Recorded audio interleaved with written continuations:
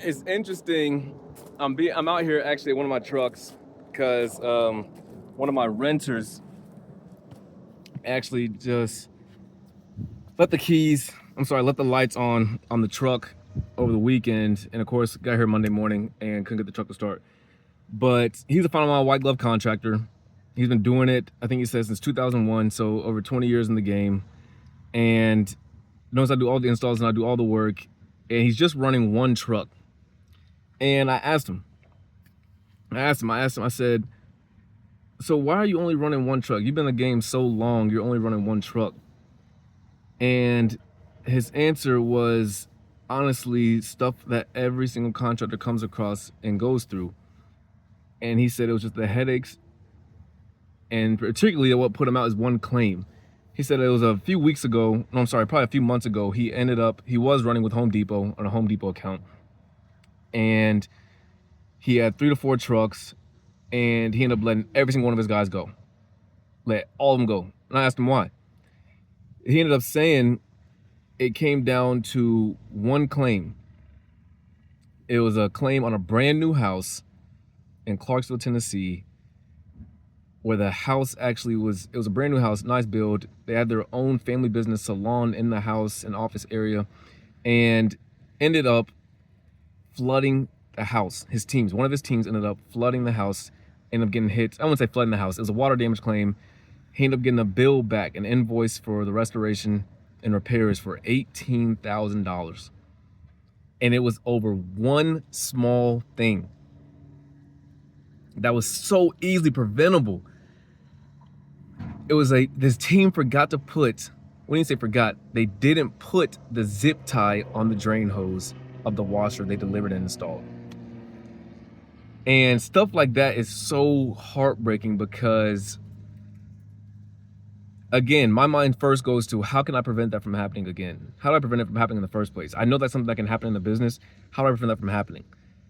And I asked him, so is it something where your guys didn't know what to do, or they knew what to do and didn't do it? And he said they knew very well what to do, they just didn't do it.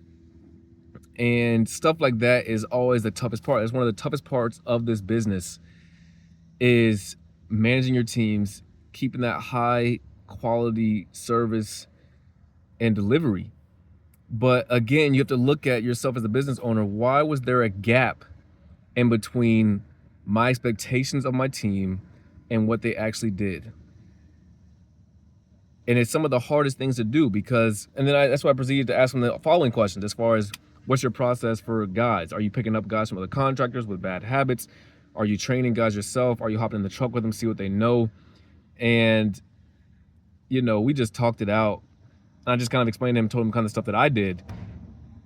And I was ultimately able to reduce my claims and, of course, end up hitting the 20 truck points. Of course, I still have my fair share of claims, but again, just that checks and balances of guys before they even step foot in the truck. How much can you really screen them?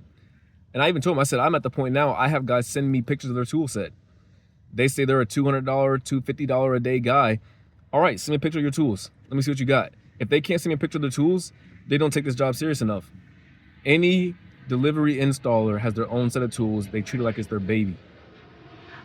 But just a quick little thing that I was sitting here thinking about while I'm waiting on my mechanic to come troubleshoot this truck.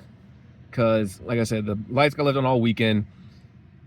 Truck won't start. We replaced the battery, still won't start. It just won't turn over. So, but that was just an interesting conversation to have with someone who's been in the game for so long, knows how to do all the work, and is just only running his one truck. And it took me back too, because it made me think about my days. How I know obviously right now I've taken a break from it and obviously gained a lot of clarity on things that I would do different. And also just looking back on other things I've learned, and how if I were to go right now and obviously keep running the trucks instead of doing the rental, right now all the trucks I own, I rent them out to other final mile contractors. And I love hearing about their problems in the business, seeing where they're at, and just kind of what their roadblocks and hurdles are, and also where they're trying to get to. But it was an interesting conversation with him, just because I also resonated so well because I've been in that spot. I've been in that spot getting hit with that huge claim. Your guy's not doing what you want. And it takes a constant just lead. You have to really lead your team. Make them understand the importance of that zip tie. The zip tie, if you don't know what it is, literally a small little piece of plastic that holds the drain hose in place when it's inserted in the drain well in the home for a washer installation. Holds it in place so when the washer goes to drain, it doesn't spew all over the house. But understanding to them and making them understand why they have to do it and why it is so important. Don't memorize this is what you have to do. Let them know why they do it. And if they don't do it, what will happen?